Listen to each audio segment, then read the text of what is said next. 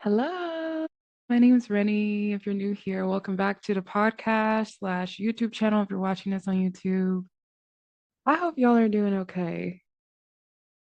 I'm not gonna lie, this has been probably one of the hardest years of my life. And if you're watching this video, you're probably like, why are you smiling then? It's because I have I will say I have like a gift of being able to zoom out and like be consciously aware of what I'm learning, even while I'm learning it and even while it sucks. So there's this side of me that I feel like has been misconstrued as bypassing a lot of times. Like a lot of people think that because I have the capacity to understand like the bigger picture that I'm bypassing. No, no, I'm not. I feel all of my feelings very strongly, and a lot of times they almost take me out because I feel my feelings so strongly.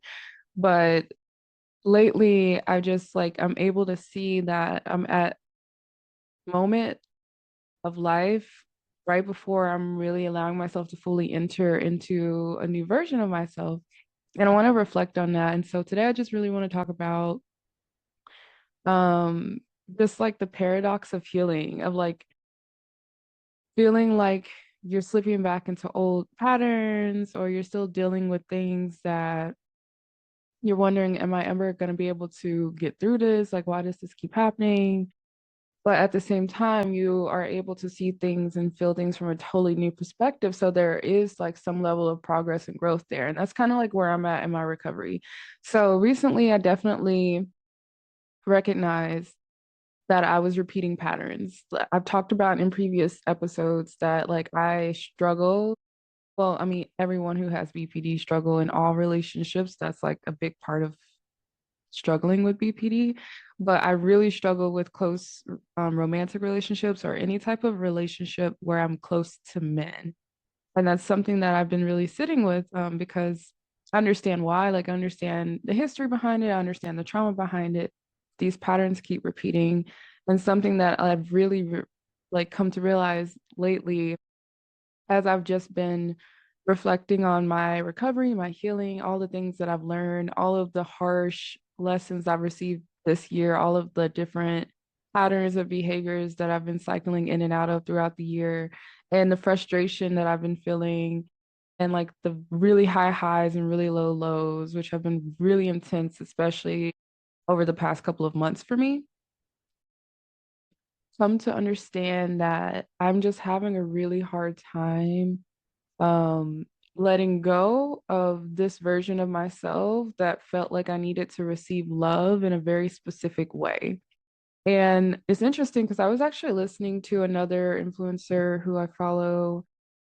What's her name? I want to share her name so that you guys can find her because she has a really powerful testimony and story, and she's just been through so much, like just so much trauma and just horrific life experiences, which I can relate to, but not to the degree to which she experienced and shares. I think a lot of us with BPD do have like really severe childhood trauma, but I can't remember her name. If I remember it or find it, I'll put it in the description. But she shared that like she would go out with her sister and her sister would be having a good time and she realized like she couldn't enjoy herself because she would go out into these environments and she had the realization that she can't, like she doesn't feel fulfilled or purposeful, and she's like looking for her purpose, but she's looking for her purpose in the form of a favorite person. And for those of you who maybe you're getting a little lost and you don't know what I'm talking about and you're not familiar with BPD, people who have borderline personality disorder typically have someone that is considered their favorite person. This is someone who, unfortunately, and it's an unhealthy dynamic of like over reliance on this person to fulfill them because a lot of people with BPD feel inherently purposeless, unfulfilled. A lot of this, not always, but a lot of times that's rooted in trauma or just this feeling of like nothingness, like this emptiness, this void. And usually this person feels that void for this person. So there's this intense codependency on this favorite person to fulfill them, right? And there's a lot of triggering and overwhelm that goes into that dynamic, especially from the favorite person's side of things, because it's not possible for one human being to be the end all be all for anybody, and it shouldn't be. It's not a healthy dynamic. And learning to find purpose and to fill that void or the illusion of that void within oneself, it feels impossible for someone with BPD. It's not, but it feels that way, right? And a lot of times, too, from like these earlier childhood experiences, a lot of our brains have been conditioned to feel like we have to chase after and force dynamics and like work for love. And that's kind of what this dynamic feels like. And so she talked about how when she would go out, she would basically be scoping environments, to find that person. And like she would have conversations, but everything just fell short and felt empty because it wasn't that person. And it's like when you find that person, the click is like immediate and you become very fixated on that person. It becomes like an obsession. I hate to compare it to Joe from You, but as someone with BPD, there are some elements of how he perceived other people, like that fixation that he had, that I could relate to as someone with BPD, which is scary and it's not a healthy way to be. But it is something I do believe can be healed through. And I'm speaking from lived experiences. I'm not speaking from the perspective of like a psychiatrist. So if you're listening to this and you are someone that's struggling, definitely go seek out professional guidance and help. But as someone who has been navigating this from a holistic perspective, and I've already had my experience with the traditional system, and that didn't really work for me, this is just my personal opinions and thoughts. I do feel like it's something that can be healed, and I feel like that's healed through finding purpose and finding community and finding spaces that do allow you to feel into the safety of what it feels like to be loved. But what I'm struggling with at this stage in the journey, right, is I'm continuing to get stuck in that FP dynamic of finding people, usually men, which is frustrating because we talked so much in my previous episodes about my trauma with men and my relationship dynamics and how awful I can be. Like, I can be so apathetic and unkind. And I've been really trying to unlearn that. I can be really unkind, particularly to men. Like I can just lose empathy in like a split second. I split on men so easily. And so it's so interesting that it's men because I'm also attracted to women. It's weird. But anyway, I digress. I've been really reflecting on how I continue to get in this cycle, this loop of like being feeling trapped in this dynamic of like one person was my FP and then someone else and then someone else. And then like I'm trying to learn how to break the cycle. And as I've been learning how to do that, my my internal strategy has been to teach myself how to find myself to be my favorite person and then eventually teach myself that I don't need like a favorite person in like the unhealthy sense, um that I can learn to receive love in healthy ways and actually feel fulfilled in it. And that's something that I've realized is that these dynamics that I've been cycling through as someone with BPD of just expecting one person to be that person that fulfills me, for one, again, not healthy, but for two, it places in my mind the belief that I can only find fulfillment in a romantic connection with one specific person that makes me feel safe. And so even though there are other opportunities and other environments and other community spaces and other friendships and other places where I can potentially find fulfillment and feel safe, I'm not even opening my heart up to that. I'm not even opening my mind up to that. I'm not even allowing myself to receive that because I've already habitually become used to expecting it to only be in this particular dynamic. And that's something that I've been unlearning, right? So one, the more that I spend time with myself and learn about myself and separate who I am from the experiences that I had that have been painful and start to cultivate that self-love, which is what I've been doing over the past like 5, 6 years, honestly, in recovery. The more that I can understand that I am worthy of receiving love and that I can expand my idea of what that looks like, right? And it's a process and it's really hard, but one thing that I've really been working on is allowing myself to feel good when I am receiving support and love in other ways than this unhealthy dynamic that I've gotten so accustomed to. This is how I feel like the cycle breaks, right? So for example, a lot of times we can isolate a lot, as people with any severe mental health issue, but I'm specifically speaking to my experience with BPD. We can isolate. I isolate a lot, and I crave that deep connection, but then I deprive myself of it because again, it's like I'm looking for that specific dynamic a lot of times when I go out. And now it's like I've found some spaces, this past year, and I've noticed a pattern. I've noticed a pattern of I would find a space, I would feel safe in that space. I would feel like I could open up to people in that space.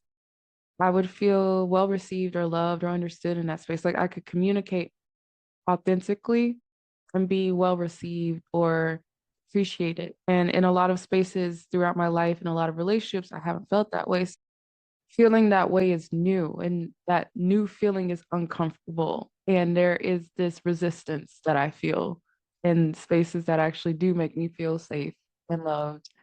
And then I pull back and then I go isolate and then I push people away or self sabotage. And this is like a pattern that I know a lot of other people who struggle with bipolar or BPD, borderline, like we talk about like how that can present, when we feel safe and it feels so uncomfortable because we're not used to the safety and then we push people away and we self-sabotage, right?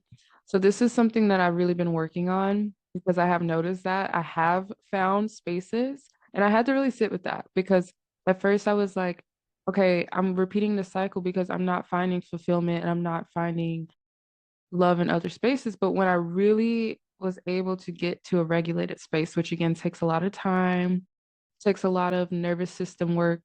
I've talked a lot about that in some previous episodes. So I encourage you to go check that out. But getting to an emotionally regulated state, it takes a lot of work and it's also very somatic. It's not just mental. And a lot of the Western, I think, traditional mental health systems focus so much on cognitive and behaviors, which I understand because that's how we function in this very capitalistic world, right? But it's deeper than that.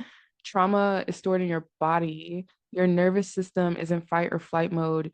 It's really going to be difficult to regulate your emotions. And then a lot of times you're in treatment and you're feeling like you're the problem and you're feeling like there's nothing you can do and you can't control it, but you're being told by these therapists and psychiatrists that you just need to try harder. And that's frustrating because genuinely your body, your nervous system is fucked. So you need to get that regulated, right? And that takes a lot of time. Like it's been years of me trying to do this and I'm still so stuck. Like I still feel so much tension in my body. I still shake. I still have nightmares. My nervous system is still very messed up. And so just be patient with yourself in that process. But like once you start to get more of a regulated nervous system, then you can start to see things from a more rational perspective. Until you get to that regulated state, it's not going to be very easy for you to see things rationally.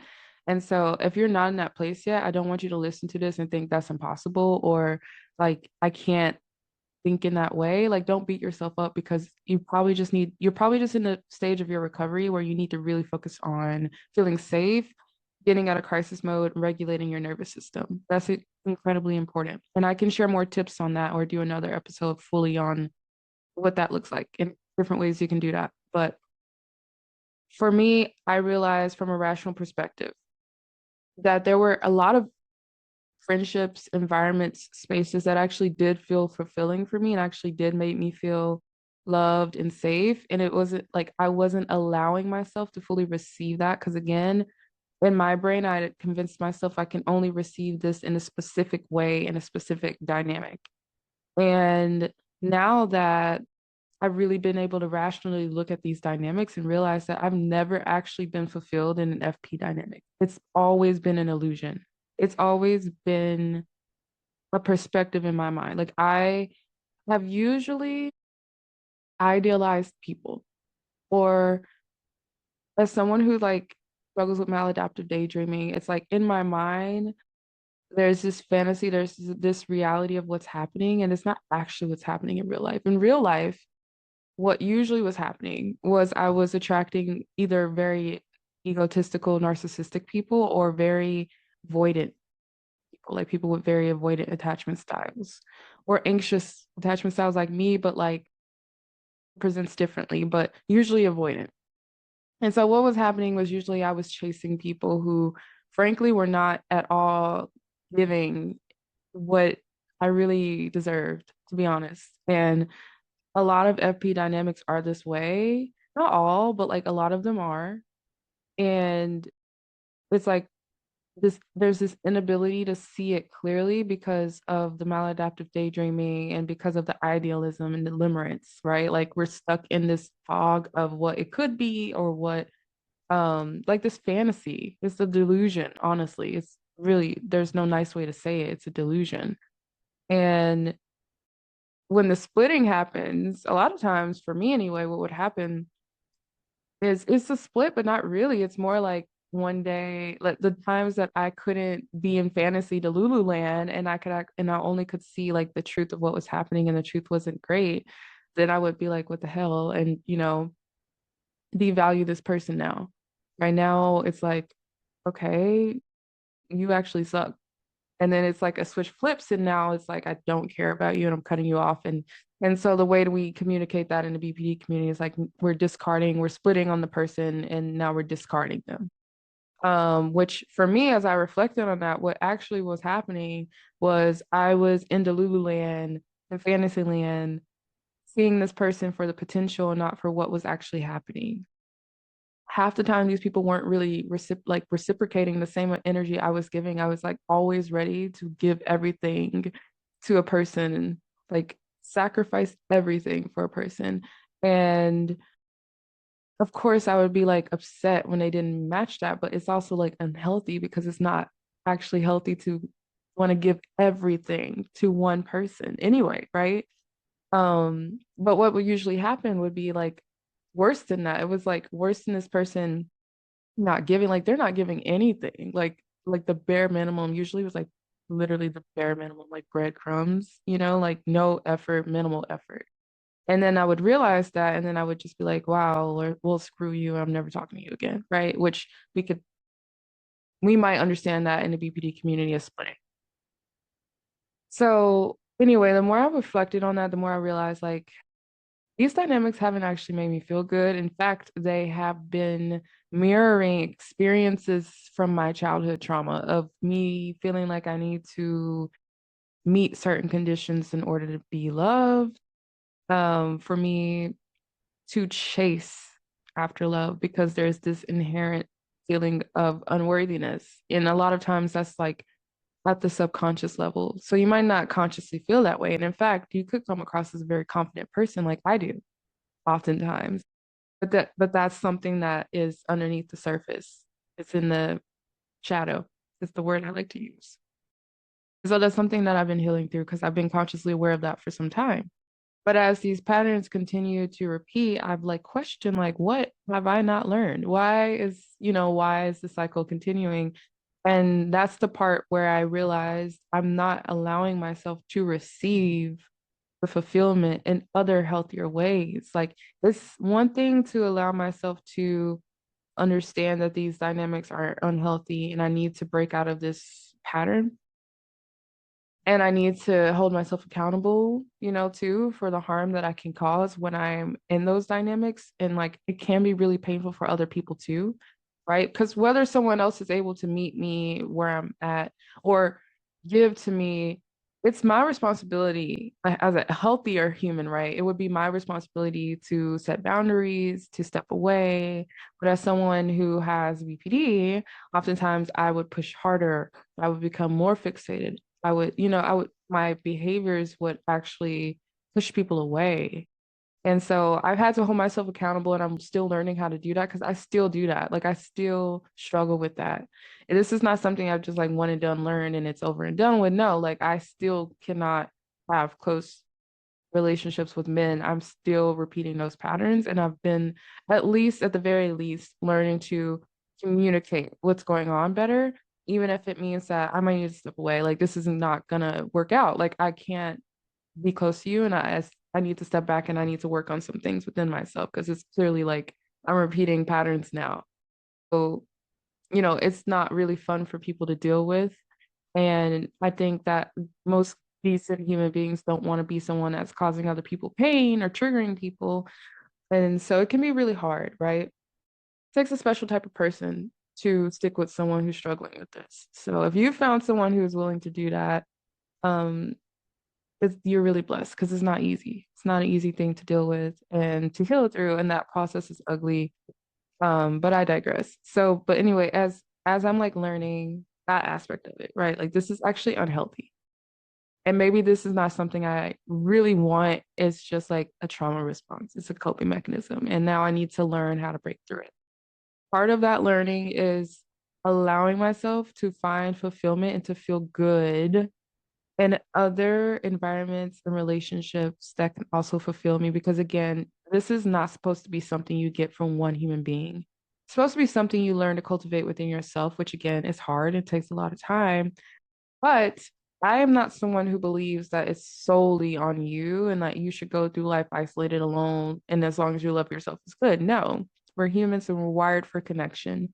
But in order to allow ourselves to receive alternate forms of connection and love, we have to be open to it. And that's something that I realized I wasn't because of that like favorite person dynamic. And so now I'm really pushing myself. And this is like, it's hard lately.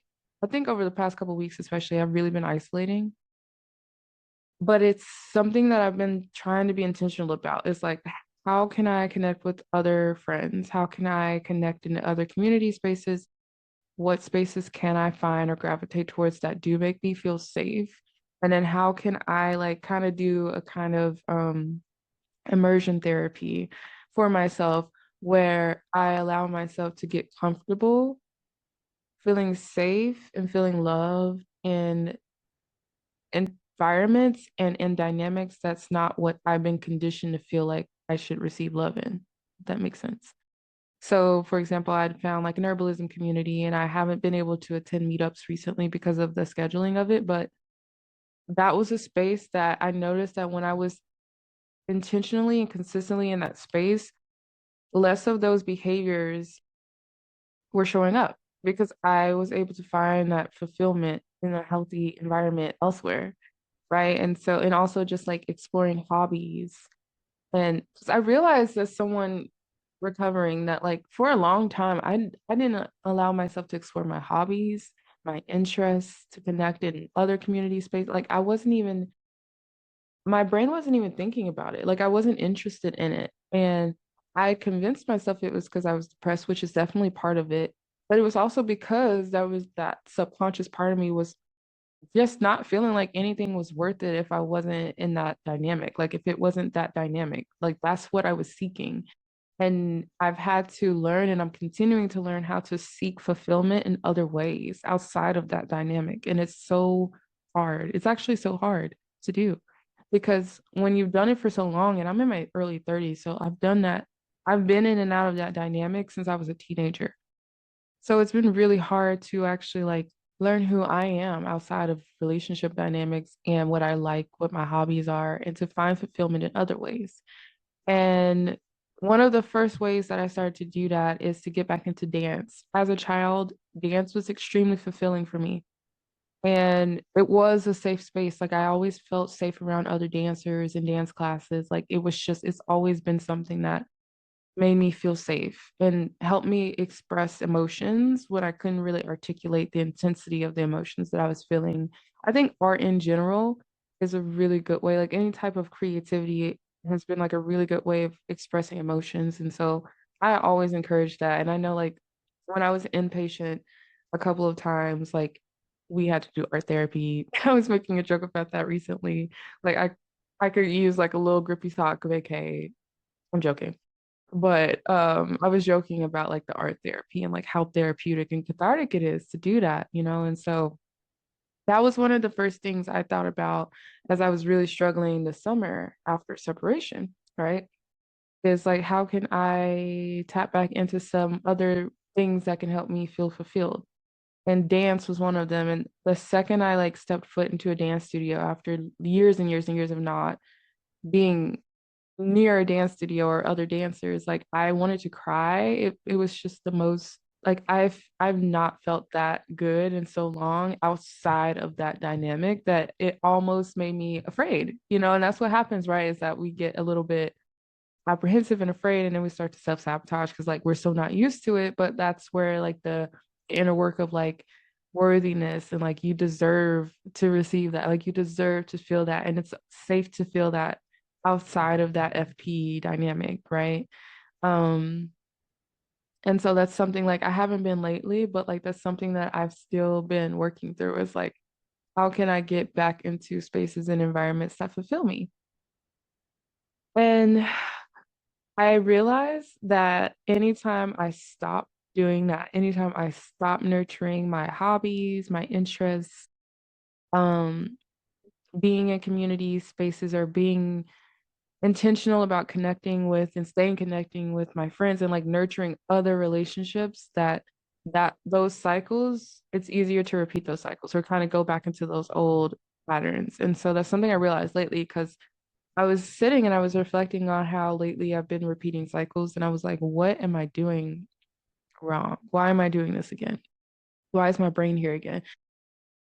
One is the dynamic was just not fulfilling, right? Like, and that's okay. And I still struggle with that when I really like want something to work out and it's just not meant to, right? Because we're all different people and sometimes it's just not meant to.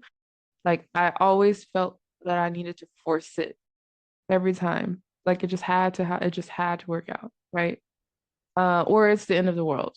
Splitting, black and white thinking, right? Catastrophizing, all the things. This is something I'm still working on and I'm still struggling with. But then when I was really sitting and thinking about it, I was like, well, I'm not really fulfilled. Like I want to be in dynamics that make me feel seen and heard and understood and appreciated. And if I'm not feeling that, then why am I trying to force it anyway? And then this like cycle of self, blame and guilt and self-loathing can creep in. And so that's where I've been really pushing myself to not get stuck in that and those old patterns of behaviors. And I realized like, well, I keep stopping myself from actually doing the things that fulfill me. Like I'm not in community. I'm not connecting with my friends frequently.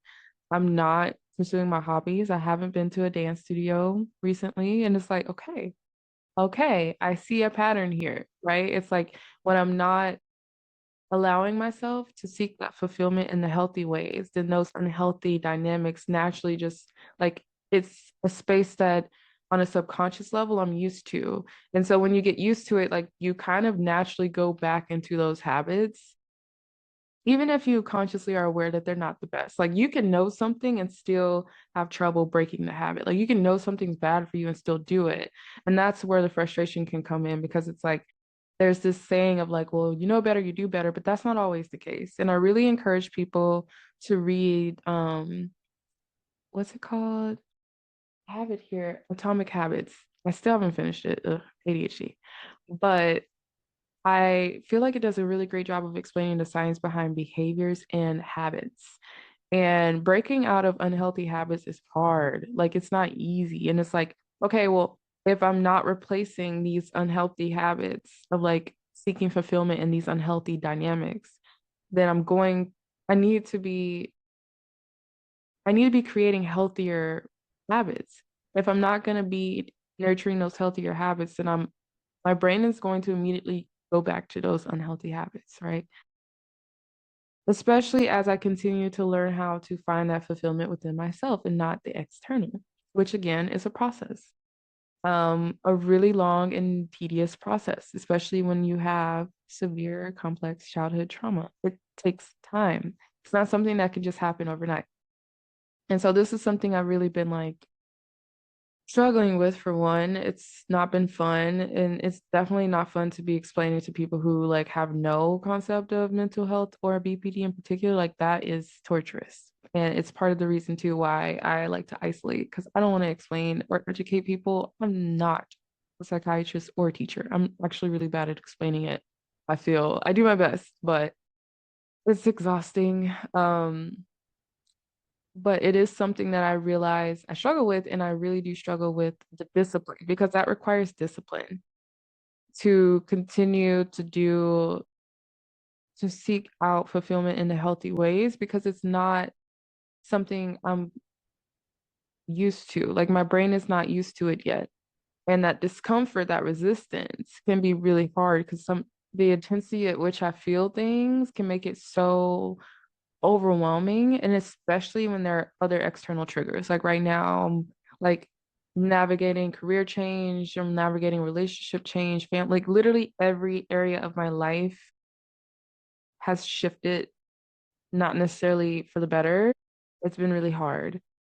And so because like those external things and what we're seeing in the world also can add, like to that instability and that dysregulation, it can be really hard then to focus on like really being disciplined in a healthier behaviors. Like, of course, your brain's gonna want to go back to what has always made you feel safest, even if that safety is an illusion.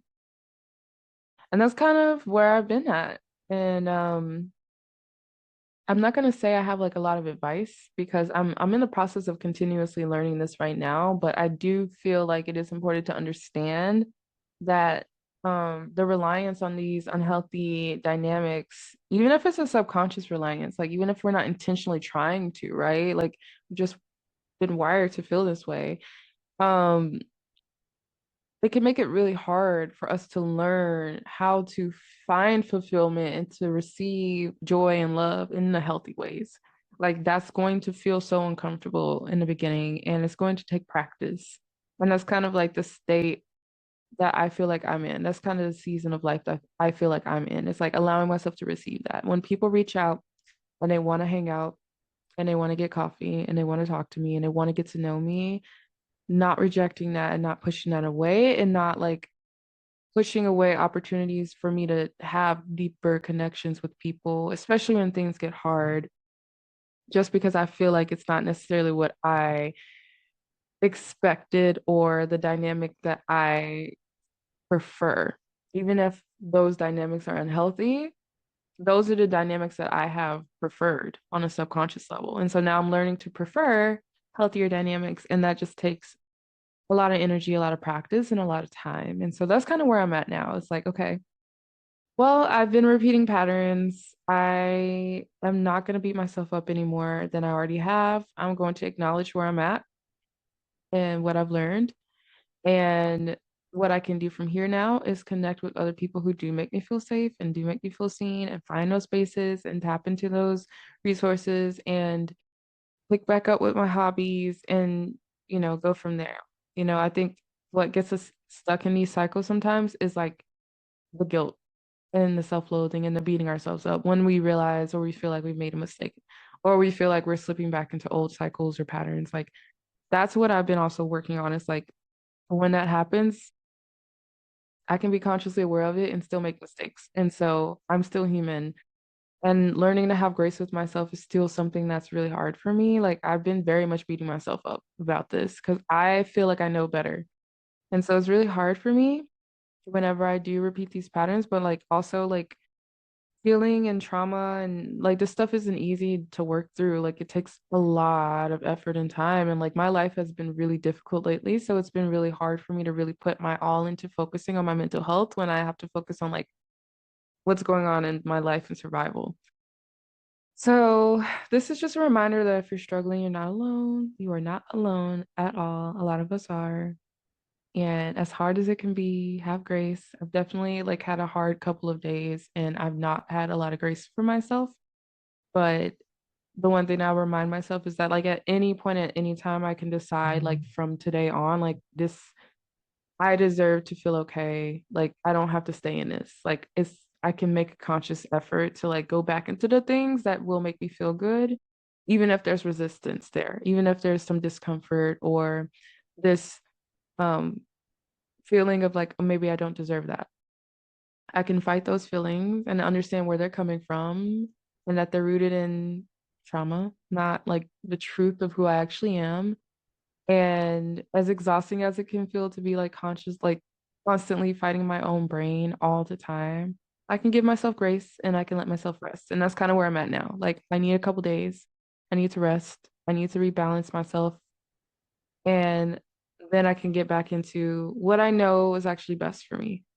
And there will be resistance. It won't be easy to do. And there will be a temptation to go back into what's familiar.